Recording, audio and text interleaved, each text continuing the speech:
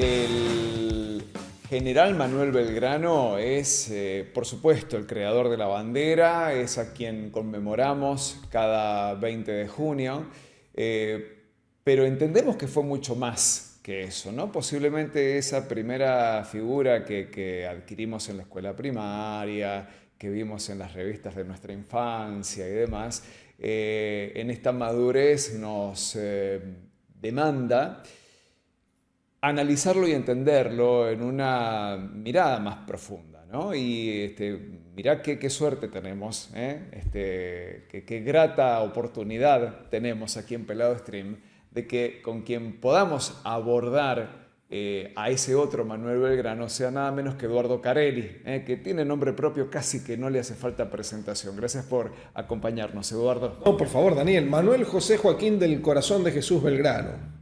Yo no tendría la osadía de intentar pronunciar todos los nombres. Alguno se me va a quedar en el medio. Sí, bueno, era costumbre de la época, ¿no? Sí. Él era hijo de Domenico Francesco María Gaetano Belgrano e Peri, ¿no? Porque era un italiano, un comerciante italiano, afincado en Buenos Aires, con permiso de la corona para establecerse en Buenos Aires. Era originario de la Liguria, de un pequeño pueblito llamado Oneglia. De ahí de Oneglia viene esta familia Belgrano, de la cual, según la leyenda, el apellido Belgrano se remonta a que en algún momento, por la calidad del grano que se obtenían en las tierras de esta familia, la gente decía que Belgrano, por qué bello grano, se saca de las tierras de esa familia, ¿no? Y de ahí quedó el Belgrano como una especie de apellido familiar. Estoy pensando, ¿no? Este origen italiano, para un criollo en definitiva, ¿no? Sí. Un italiano afincado en Buenos Aires que se casó con una mujer criolla de ascendencia española, incluso descendía de Irala, de uno de los conquistadores españoles de estas tierras. Venía de Santiago del Estero ella, pero era, bueno, pertenecía a lo que sería el sector español más encumbrado, la madre de Belgrano, ¿no? Y de este casamiento con este comerciante italiano que se había enriquecido, era una de las personas más ricas de Buenos Aires, van a nacer 16 hijos. Sí, Daniel, de los cuales 4 de ellos no van a superar la temprana edad, el resto sí lo va a hacer. Y Belgrano, por supuesto, es uno de ellos y quizás sin duda alguna, no solamente el más famoso de la familia, sino uno de los personajes más importantes de Buenos Aires de la época. Bueno, hablemos de Manuel Belgrano entonces. Entendemos que nace en una cuna acomodada. Sí, a muy poquitos metros donde está enterrado hoy en día, en lo que sería el barrio de San Telmo en Buenos Aires, en la actual avenida Belgrano, en la calle Belgrano. Donde nació, murió, en la misma casa donde nació él va a morir y va a ser enterrado a 50 metros en donde está esta iglesia de los dominicos, ahí insisto, ¿no? Muy cerquita de donde está, fue enterrado primeramente en el cementerio de la iglesia y después en 1902 se lo va a sacar de la tumba en la que estaba y se va a construir el monumento actual en donde descansa ahora. Una rareza para un patriota haber muerto en casa, en casa y podríamos decir lamentablemente en un estado de pobreza mayúscula, ¿no? En donde su única riqueza material consistía en un reloj de bolsillo que él tenía en ese momento y de hecho cuando se lo entierra la lápida que se va a utilizar es una pieza de un mueble familiar, algunos dicen de una mesa de luz, de un mueble familiar que se va a sacar ese mármol para hacer la lápida del prócer. Ese era el estado de pobreza en el que se encontraba Belgrano, ¿no? Después de haber dado su vida por la patria, murió en la más extrema pobreza. Nació en una familia acomodada, muy pudiente y muy murió rica. pobre, y murió pobrísimo. Pobre absolutamente porque, entre otras cosas, él se negó a recibir los premios que económicamente le habían otorgado en el marco de sus victorias militares. Por ejemplo, tras la batalla de Salta y de Tucumán y de Salta, para decirlo en el orden, él recibe un premio en pesos oro y sin embargo él lo destina a la fundación de escuelas, a la creación de escuelas que incluso tampoco van a ser creadas. Recién con el tiempo van a ser fundadas cada una de esas escuelas que Belgrano en su momento, bueno, él había destinado el dinero para su creación. Era tanta su preocupación por la educación que no solo que destinó el dinero, sino que hasta estableció incluso cómo tenía que ser el funcionamiento de esas escuelas o cómo tenía que ser el perfil de los maestros de las escuelas que se iban a crear con el dinero que él donaba. y estuvo muy formado, digo, él estudió Sí. leyes, ¿no? Sí, él estudió leyes Sí. en ese momento, como el padre era una persona muy acomodada, envió a dos hijos juntos a estudiar a España. Él estudió leyes en Valladolid primero, en Salamanca después, pero cuando estaba en España descubrió lo que en ese momento se llamaba la economía política, que era el nombre que se le daba a lo que hoy llamamos economía. Pero en ese momento se denominaba economía política, y el nombre economía recién comienza a afianzarse precisamente cuando él está estudiando en España, ¿no? De la mano de la aparición de la escuela liberal inglesa con Adam Smith y demás, ¿no? Que ahí comienza a afianzarse el término economía. Hasta ese momento lo que se estudiaba era economía política, podríamos decir, ¿no? Y bueno, eso le permitió, como era un alumno muy aventajado y se convirtió en un abogado, donde a muy corta edad logró tener algunos aportes resonantes, entre ellos la defensa de su padre, que estaba con un problema en la justicia en Buenos Aires.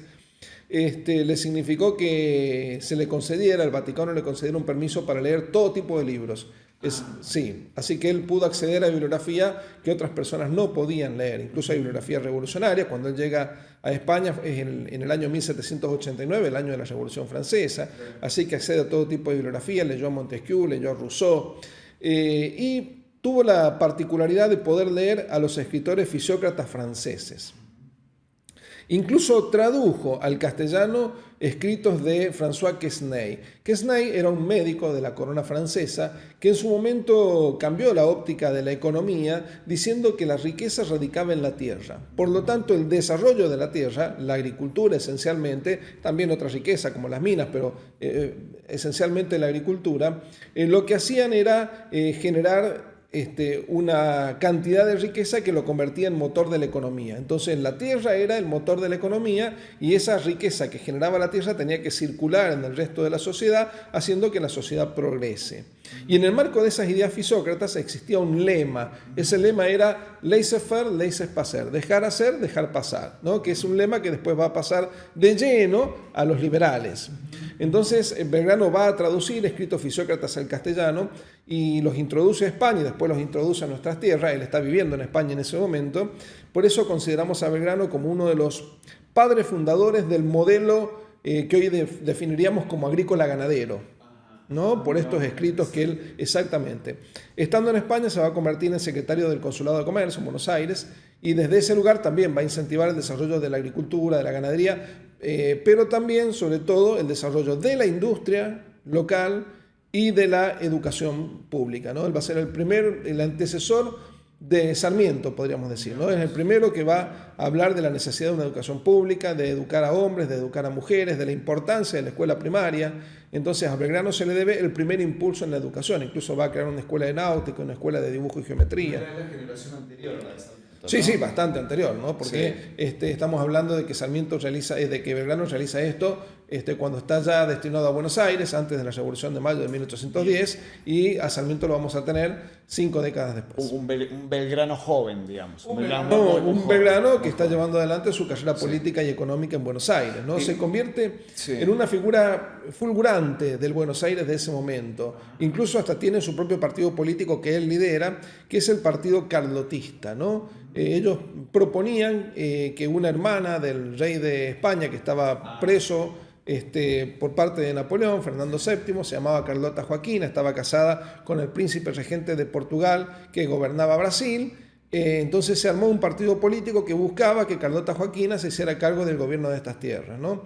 La idea no va a prosperar, pero el partido carlotista se va a mantener hasta la Revolución de Mayo de 1810. No prospera por distintos motivos. Uno de esos motivos es que Carlota Joaquina era absolutista y ellos no querían un gobierno absolutista. Otro era que era la esposa del príncipe regente de Portugal, y que también era absolutista. Entonces quizás terminamos formando parte de la corona de Portugal, que era algo que también se quería evitar, ¿no? Pero por lo pronto lo que se ve es la idea de un Belgrano que está buscando una alternativa de una monarquía parlamentaria en estas tierras, de una monarquía liberal, que reemplace el absolutismo español. Ahí quiero entrar, porque en algún punto estos intelectuales, podríamos decir, ¿no? Son intelectuales que se educaron en España, que se educaron en Europa, Luego fueron los promotores de la independencia en Argentina, ¿no? O en el virreinato del Río de la Plata, en definitiva. ¿Cómo fue que pasó eso? Y Belgrano abraza las ideas, decíamos fisócratas, pero abraza las ideas liberales también. Conoce lo que está pasando en Francia con la Revolución Francesa. Entonces, las ideas europeas, las ideas francesas de libertad, igualdad, fraternidad, están penetrando en España. Belgrano va a tomar conocimiento de ello. Y si bien no podemos decir que Belgrano sea un hijo de la Revolución Francesa, no podemos afirmar tal cosa, sí podemos decir de que trae muchas ideas independentistas porque entendía que en el marco de la independencia de estas tierras estaba garantizado el desarrollo económico, sobre todo del lugar, ¿no? Y no que dependíamos de España. De hecho, su experiencia en el Consulado de Comercio en Buenos Aires va a indicar que tenía un mal vínculo con otro de los miembros de esta institución que había sido creada para promover la economía del Virreinato del Río de la Plata. Y que incluso no había un perfil industrialista, que era el que él quería desarrollar en el país. De hecho, él, cuando está en España, escribe un verdadero programa político de gobierno para un país. Es decir, que en España no estuvo solamente estudiando, traduciendo o, bueno, mostrando que tenía habilidades para ser abogado, ¿no? Sino que va a llevar adelante, va a escribir, va a redactar un programa de gobierno que después va a buscar aplicarlo acá. Y en el marco de ese programa de gobierno, él proponía, por ejemplo, que no podíamos estar importando productos suntuosos innecesarios, que lo que había que importar en todo caso eran algunas materias primas que acá pudiéramos industrializar. Es decir, ya está hablando de la necesidad de tener un perfil industrial en el país, aparte de promover el desarrollo agrícola que él conocía por estos escritores fisócratas franceses. Agregado, hablaba en algún punto. Absolutamente, lo que después vamos a hablar del valor agregado. Eduardo, ¿y cómo termina Manuel Belgrano integrando la primera junta? Esa primera junta que podía salir Pato o Gallareta, ¿no? Sí, claro. Sí. Salió. Belgrano era en ese momento, entre los miembros de la primera junta, la persona que tenía la mayor experiencia política en el Buenos Aires del momento. Era el gran político, tenía un perfil de estadista, era mucho más que lo que fue Saavedra, que fue quien terminó presidiendo la Junta de Gobierno, porque Saavedra en todo caso garantizaba la paz, el control de las milicias, pero dentro de la Junta existían tensiones, y esas tensiones estaban entre aquellos que querían romper inmediatamente con España y llevar adelante un país con un modelo distinto, que era el partido de Moreno, de Belgrano, de Castelli, y estaban los saavedristas que lo que proponían era un paso a paso, podríamos decir, ¿no? Es decir, vamos viendo cómo se va dando la situación en Europa, no nos apresuremos, ¿no? Que es un poco la opción que termina, no voy a decir triunfando, pero en un primer momento termina imponiéndose, porque después incluso el propio Saavedra lo van a terminar expulsando de Buenos Aires, ¿no?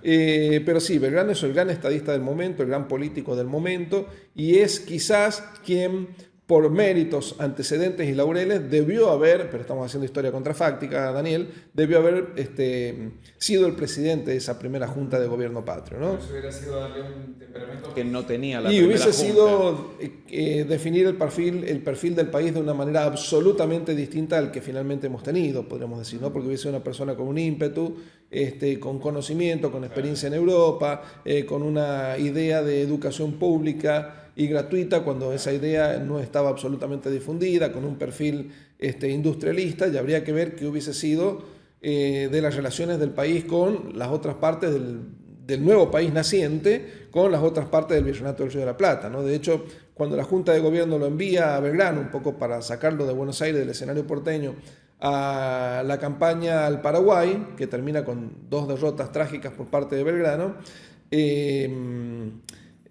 bueno, quizás si Belgrano hubiese estado a cargo del gobierno, esas campañas no se hubiesen producido, se hubiese intentado de otra forma contener las distintas regiones que integraban el Virreinato del Río de la Plata. Eduardo, recién mencionaste de la simpatía de las ideas entre Belgrano, Moreno, Castelli. De hecho, Belgrano y Castelli eran primos. Bien, eso te quería preguntar, digo, ¿eso tenía otro cuerpo, tenía otra envergadura o era simplemente eso? No, tenía la solidez de que, por ejemplo, Belgrano y Castelli creían firmemente en que Carlota Joaquina tenía que hacerse cargo del gobierno de estas tierras. El partido carlotista existió hasta que se inició el proceso de mayo de 1810. Muere con la Junta, obviamente, ya no tenía sentido proponer la venida de Carlota Joaquina cuando definiste tu propio gobierno patrio, podríamos decir, ¿no? Más allá que fue un gobierno emancipador y no independentista. La Revolución de interesante esa Mayo, diferencia. la Revolución de Mayo es emancipadora, no independentista. La independencia va a llegar después, en 1816, con un tránsito intermedio necesario que sería la Asamblea del año 13. Dijimos, Belgrano, hijo de una familia acomodada, con importantes recursos, con una gran formación intelectual en España, con profundas convicciones políticas y económicas acá ya en nuestro territorio. ¿Cuándo termina convirtiéndose en militar? Y a la fuerza, porque vamos a hablar de que hay pasos en la vida de Belgrano, del Belgrano militar. El primer paso se da previo a la invasión inglesa, cuando se lo destina a que creara alguna milicia en previsión a lo que ya se pensaba que podía haber, que era una primera invasión inglesa. No teníamos el dato, pero existía una especie de presunción que los ingleses podían intentar algo en estas tierras y ocupar Buenos Aires. Ahí se lo destina para la creación de un regimiento, de una milicia, a la cual Belgrano, vamos a ser sinceros, no le pone toda su predisposición y todo su tiempo, ¿no? De hecho, Belgrano va a ser bastante crítico con su primera experiencia militar. Pero cuando se produce la primera invasión inglesa, Belgrano va a ser movilizado, va a enfrentar a los ingleses, pero se va a dar cuenta que por no haberse tomado en serio el aprendizaje militar, no se sentía en condiciones de enfrentar a los ingleses. De hecho, las crónicas dicen que al primer cañonazo, él y sus hombres no sabían, al primer cañonazo y único cañonazo del barco inglés, estos patriotas no sabían cómo reaccionar o cómo hacer. A partir de esa frustración por no saber cómo reaccionar militarmente frente a esta situación de crisis, él decide ponerse a estudiar táctica, estrategia, historia militar. Entonces este proceso comienza en 1806 con la primera invasión inglesa. En 1807 cuando triunfa la primera invasión inglesa y que busca que los porteños juren fidelidad a la corona británica, él se escapa de Buenos Aires, se va a Montevideo, se va a la banda oriental porque no estaba dispuesto a jurar fidelidad a Gran Bretaña, ¿no? Entonces se escapa a Montevideo, viene después que los ingleses han sido expulsados y vuelve otra vez a ser destinado, en este caso al regimiento de patricios, con el rango de sargento mayor, que no, el sargento de la época no es el sargento actual, era un rango intermedio dentro de las milicias. Va a estar un tiempo ahí, pero evidentemente sus otras funciones políticas en ese momento y en el gobierno de Buenos Aires hacen que también su compromiso no sea del todo definitivo, podríamos decir, ¿no? Recién él vuelve a tomar las armas cuando en 1811 se lo manda en esta expedición militar al Paraguay. Y él dice, entre otras cosas, que va por dos motivos. Primero, porque ya veía que habían desencuentros entre las líneas que formaban la Junta de Mayo, ¿no? Y que él veía que no tenía la capacidad para encontrar un camino que mantuviera unido a todos los miembros de la Junta. Esto lo hizo Belgrano en sus propias memorias.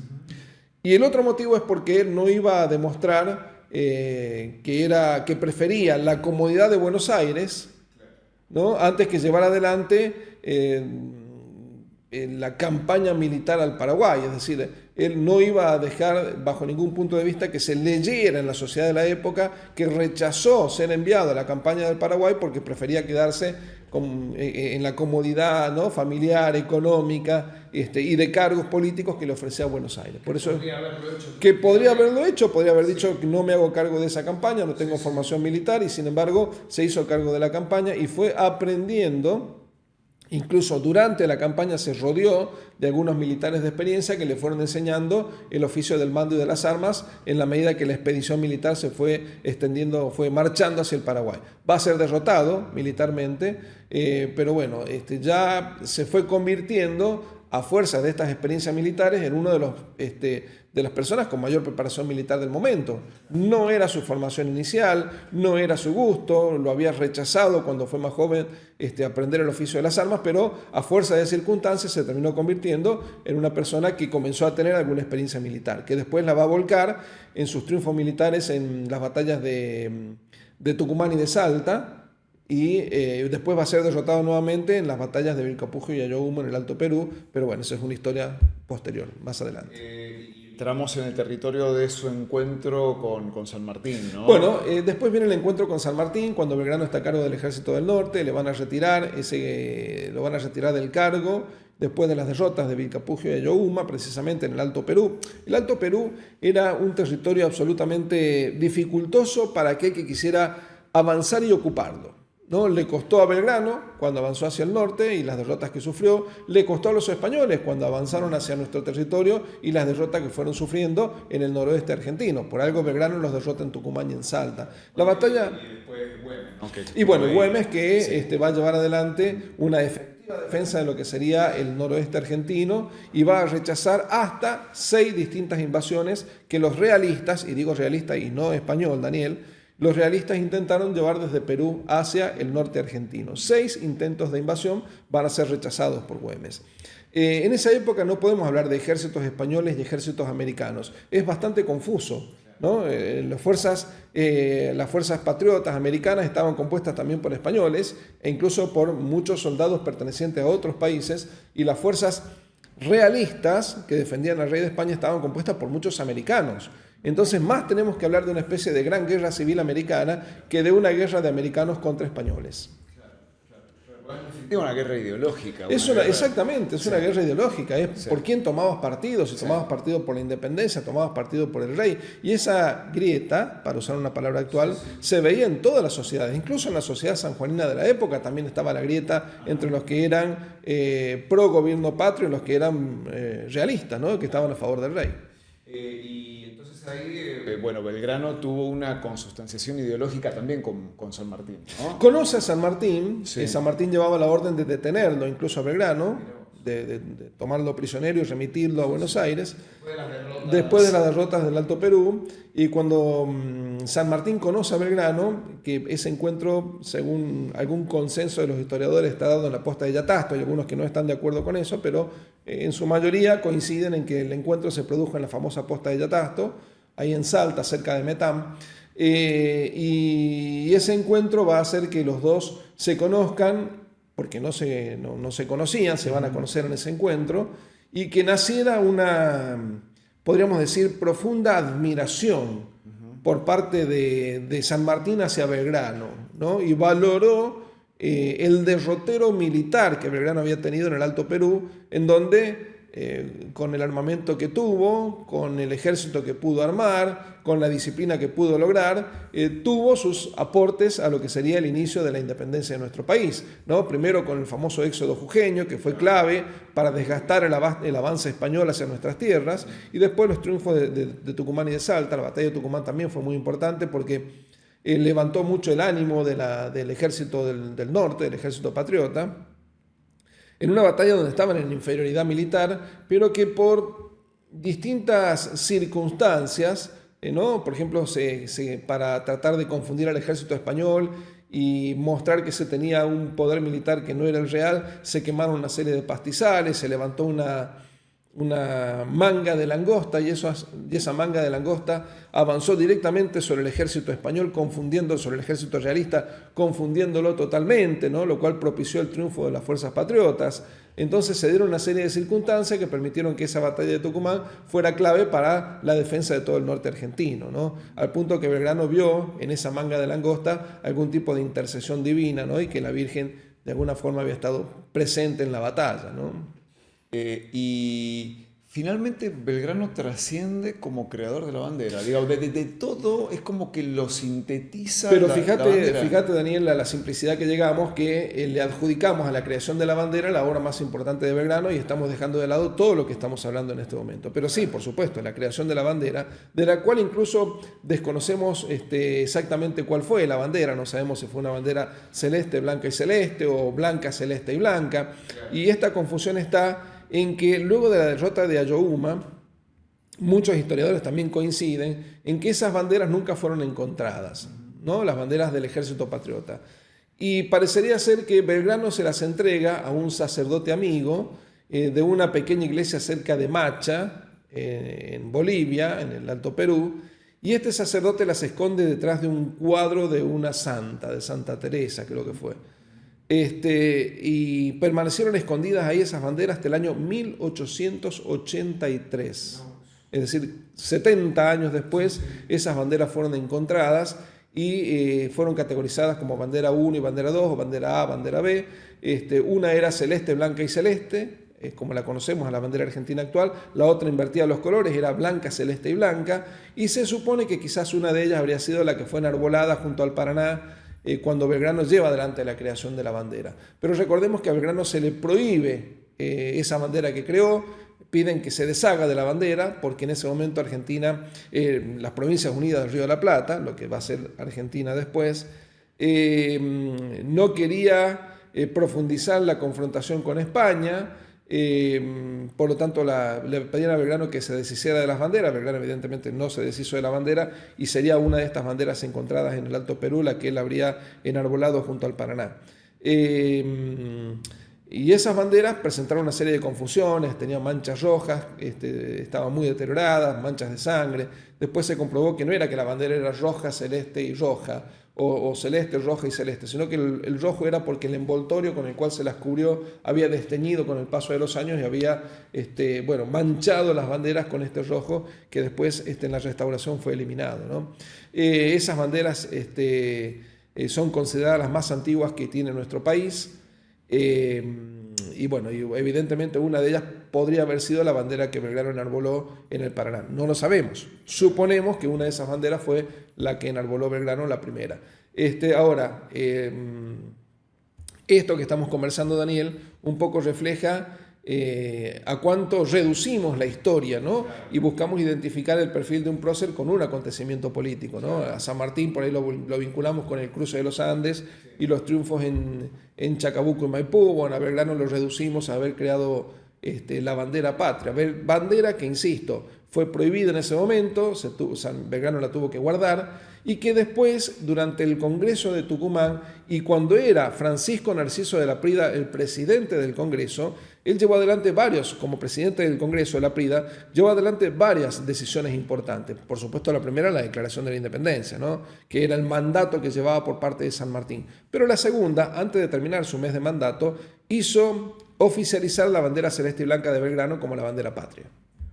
Sí. Bueno, y un tiempo después estamos acá luciendo los colores. Exactamente. En las camisetas de fútbol, Sí. En el auto de Franco Colapinto, nos termina unificando, ¿no? Hay un punto de encuentro y ese es el celeste y blanco. Y hay un punto de encuentro, pero que tiene que ver con los momentos de la sociedad argentina, porque esta fiebre por el celeste y blanco, esta fiebre por lo argentino no ha existido siempre, no ha sido permanente.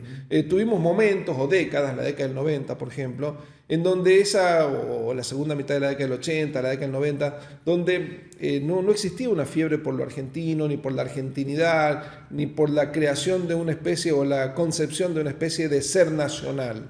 No había una construcción de un ser nacional, que yo creo que es una construcción como sociedad que hemos hecho después de la década del 90, me da la impresión. Como que es un logro, podríamos decir, de los últimos 25 años o algo por el estilo, ¿no? Y como estamos cabalgando sobre el logro de haber construido ese ser nacional, no somos conscientes de cuándo nació. Pero aquellos que tenemos algunos años más, que peinamos menos pelos, Daniel, hemos vivido otras décadas y sabemos que no siempre existió esta fiebre por lo nacional, esta fiebre por el celeste y blanco, esta fiebre por la selección, ¿no? O esto de sentirse orgulloso podríamos decir, por el ethos cultural que los argentinos hemos sabido construir. Y sepámoslo, ¿no? Cada vez que nos pongamos esos colores, que bueno, lo hacemos también porque hace mucho tiempo atrás un tal Manuel Belgrano, el nombre completo se lo dejó al profe, contra viento y marea y en un clima que nunca fue muy amigable ni muy amistoso, nos terminó legando este símbolo patrio. Eduardo, ha sido un gran placer recibirte. El placer es mío. Eduardo Carelli y esta semblanza de Manuel Belgrano, a quien recordamos y homenajeamos también aquí en Pelado Stream.